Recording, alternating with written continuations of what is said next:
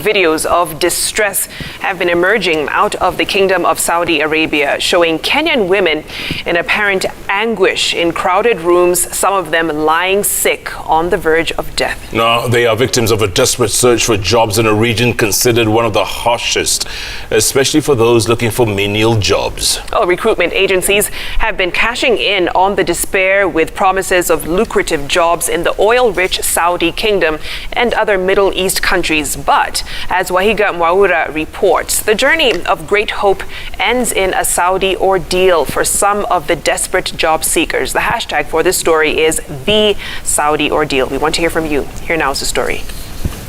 Naitwa Caroline kutoka Kenya, from Homa Bay County. Penye nilikuwa nateswa na niko mgonjwa sana. Tusaidieni Wakenya, tusaidieni jameni, tusaidieni sisi Wakenya, angalieni venye tuhangaika huko. And this is the highest time government must regulate issue of employment agencies. There is a very, very big problem of unemployment, and especially the youth in this country. The opportunities out there are crazy.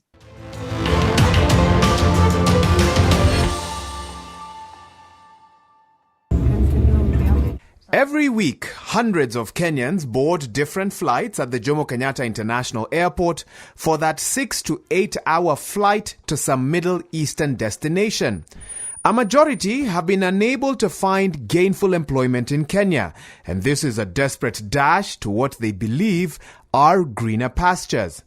For the fortunate majority, after a few years, they will be back to Kenya safely.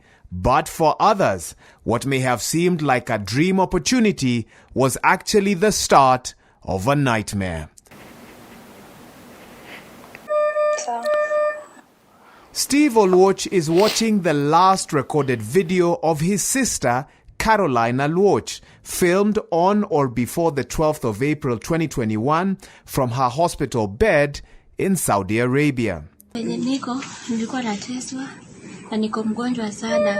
Natamani naomba sana mnisaidie niweze kufika nyumbani. Nitibiwe.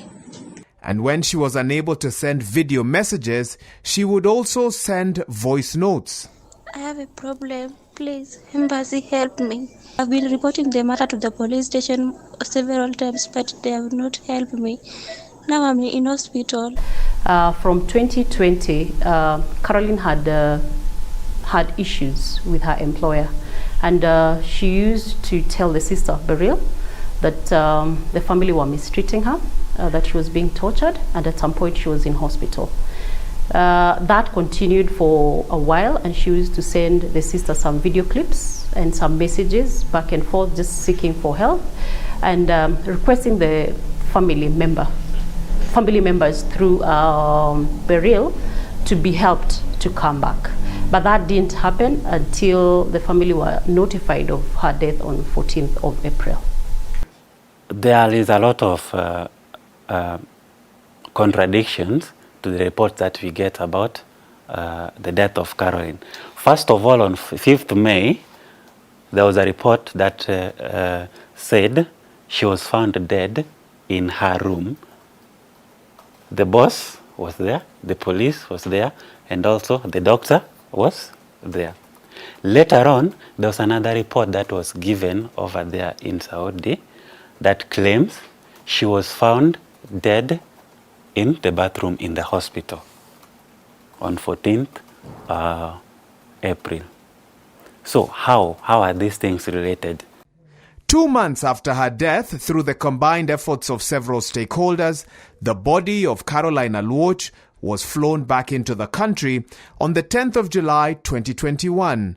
Akaniambia huyo sponsor wake madam anamlazimisha apande ngazi akipanguza windows. Then from there aliteleza akaanguka. Kuanguka alipelekwa OC, akapewa Piriton and Panadol pekee. Although the family had been informed that Caroline committed suicide, a post-mortem conducted on her body in Kenya revealed that Aluoch had neck compression and some blisters in the body, leaving a lot of unanswered questions on how she really died. Any death that occurs over there, it's usually purported to be suicide in the first place. So from the reports we had with the pathologist, the body had several injuries.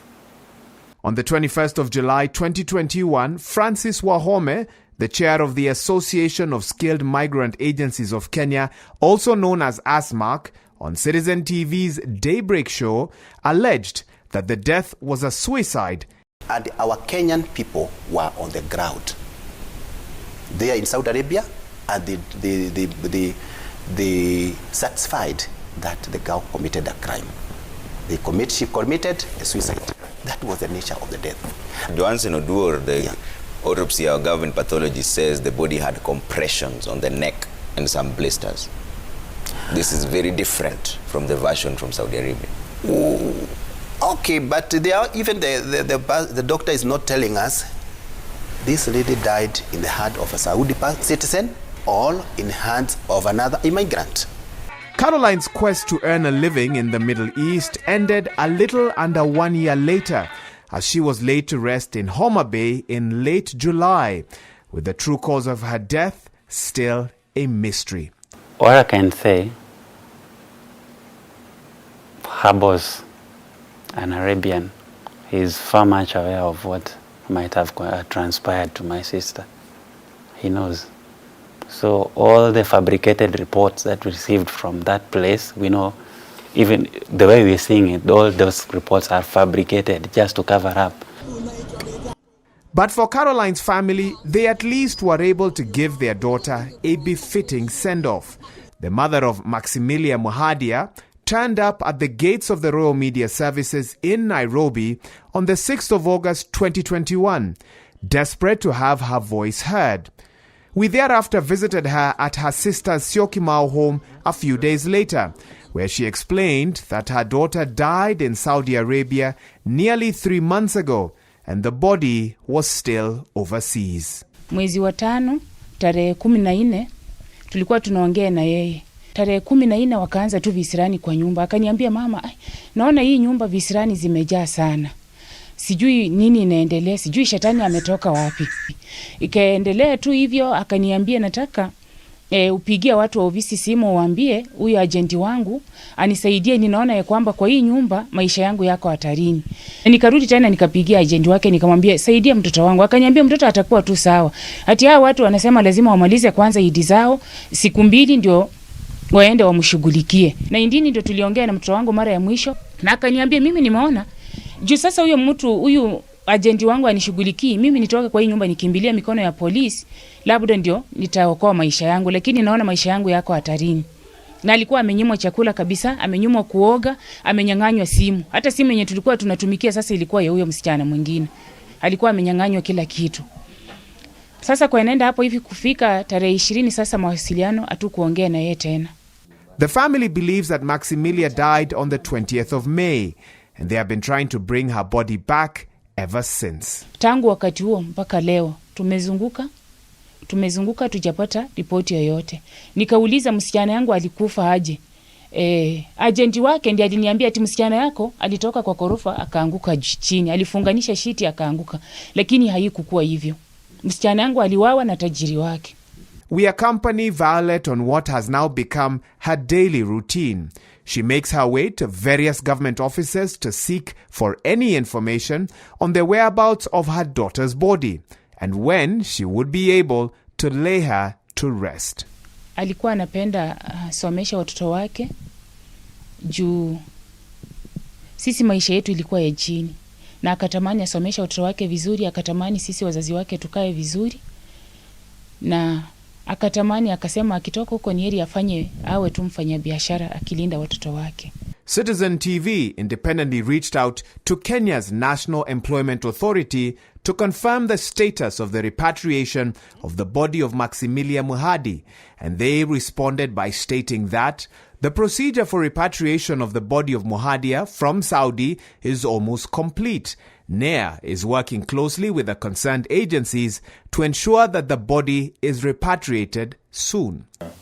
Unfortunately, narrations of the families of Caroline Aluoch and Maximilia Muhadia are nothing new, and thus may be not even shocking anymore to Kenyan society. Ever since the proliferation of the internet and social media in Kenya, videos like this one and others continue to spread virtually, showing the plight of Kenyans abroad.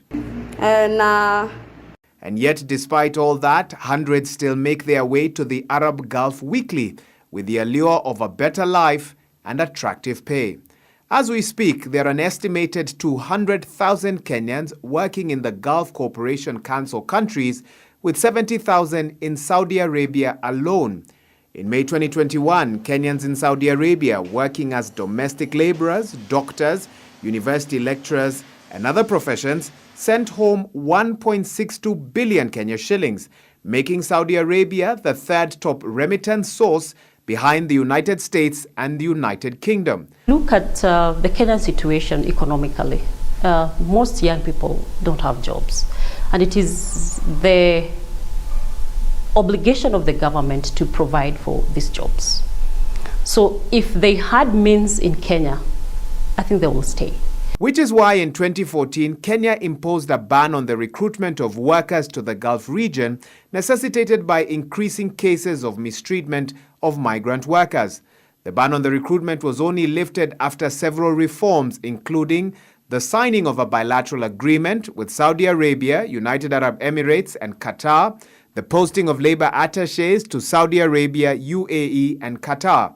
In the deal agreed upon with Saudi Arabia, the expectations as per the bilateral deal were that they must take measures to ensure the welfare and rights of employers and domestic workers, endeavor to establish a mechanism for 24-hour assistance to domestic workers, facilitate expeditious settlement of contractual disputes and other cases filed before the Saudi authorities. But still, videos like these showing mistreatment and agony continue to be shared. Tusaidieni Wakenya, tusaidieni jameni, tusaidieni sisi Wakenya, angalieni venye tuhangaika huko, hatukutarajia kwamba tutakuja kupata hizi shida. But the chairman of the Kenya Association of Private Employment Agencies, Ken Kiagiri, believes that the industry has witnessed significant reforms, and he disputes the content of the viral video, describing it as stage-managed. If you are very keen to see the video, you'd see the girls pretending to cry and others are giggling and laughing. And because we had contacts from the inside, we got information that these girls got there and wanted to get paid for the period of time they'd been there.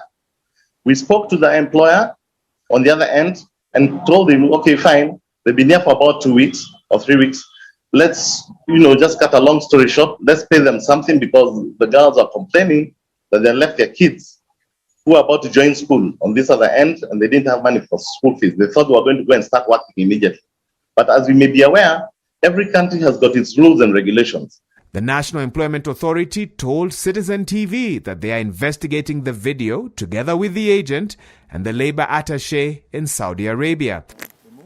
But for 31-year-old Lorna Cherop, her 3-year experience in Saudi Arabia between 2014 and 2017 was markedly different from that of other Kenyans. Having heard about the plight of Kenyans there, she accepted the recruitment offer from her agent with a measure of trepidation. Let's say I was a little bit scared because of the stories that you hear there. You don't know anyone who was gone there, but I prayed God. I prayed for the family I'm going to meet there. I prayed for the people. I just prayed that hiyo mchanga yuko mimi nikubali. The family that I met there, nikapata a good family. They had five girls and a son, and then kulikuwa na this grandma. So they told me that you came here for my mom. So their grandma now. My boss tells me that this is my mom. You came here for her. You are shagala for my mom. Shagala is our house girl. Lorna was earning 900 rials per month at that time, 25,000 Kenya shillings, tax-free. And while she never faced any major challenges in her domestic service, a comment from her boss one day opened her eyes to the sort of transaction she was a player in. One day something happened, and then my boss told me, you know how much I paid to get you here? 300,000 Kenyan shillings. Yes, that's what I paid. So to show me like, you're mine, like I bought you. Cherop then realized how lucrative the agency business was, because after expenses were deducted, the Kenyan and Saudi Arabian agent split the profit of at least 200,000 Kenya shillings per migrant worker. Madi nakuja 250,000 wameka kwa mfuko per girl, maybe ataitaisha that 50,000. So 250,000 one girl, 250 ukieka 100 girls, that one will be like 250 times 100. 2 point. Almost like 25 million. Yes, yes. Those people make money. 6 months later, the mother of one, tired of manual duties and homesick, began planning how to return home.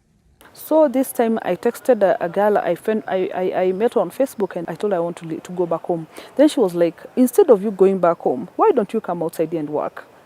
You just run away from that place you have, somebody will come and pick you there, and then you come outside. Many of us are outside here.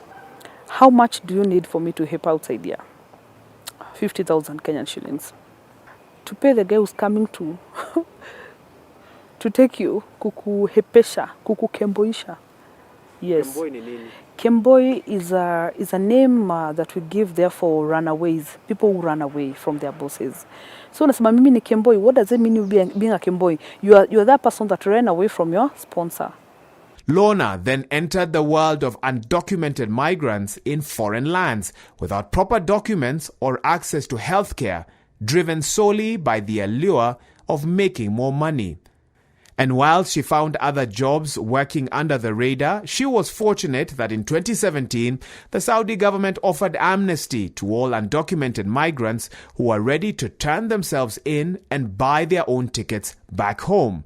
She took the offer, choosing to return to Kenya to pursue her new calling in evangelism. We need representatives there. Wenye wako there already, na mwenye ako hapa Kenya mwenye anaweza pewa voice. Now, when the Kenyan government banned the recruitment of domestic workers to the Gulf in 2014, one of the changes that was agreed upon under the bilateral agreement is a comprehensive training program for Kenyan migrant workers to make it easier for them to acclimatize to the Saudi home setup. Another requirement under the bilateral agreement is that all domestic workers traveling to Saudi Arabia, UAE or Qatar under a reputable agency must sign a standard contract. The 2-year contract stipulates that the domestic service worker is entitled to 1 day of rest per week and a 30-day all expenses paid leave after 2 years.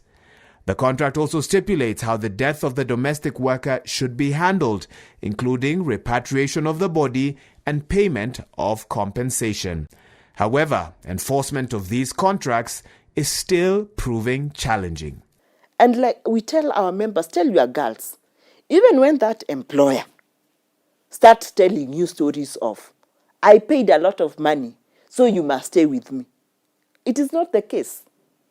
That girl has freedom to change house if our rights of the contract have not been met. And for this particular Kenyan based in Sakaka Al Juf in Saudi Arabia today, while she does not feel that her life is in danger, nevertheless, she admits to feeling trapped in her search for a better future. Wasichana wengi wanatamani kwenda nyumbani, lakini je, swali ni wengi huwa wanasema hata tukiambia gava iturudishe Kenya, haitupei kazi, familia zetu ziko huko zinaumia. And her hope is that the authorities, together with the registered agencies, will go the extra mile to ensure the safety of every migrant worker who is sent to Saudi Arabia. Itengenezwe sheria ya kwamba agencies zikuwe zinatembelea wasichana kujua wako aje, na kutengenezwa mikakati kukuwe kunajulikana wasichana wenye wameenda mwaka fulani imefika mwaka fulani wamerudi Kenya. It is a rogue registered agent in Kenya here working with a rogue registered agent in Saudi Arabia. That is possible. We have a disciplinary committee.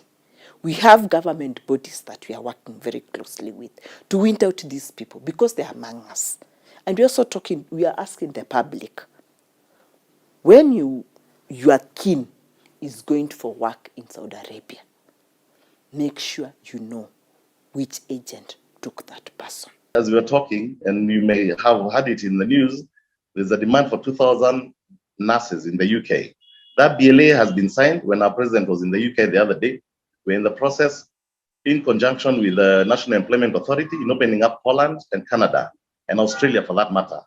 So I will tell you that the opportunities, if we had a one-stop approach, if we got together in spelling out what and how our workers should be treated, I can assure you within 2 years, we're going to be talking about $1 trillion a year coming in from the diaspora. Wahiga Mwaura, Citizen TV.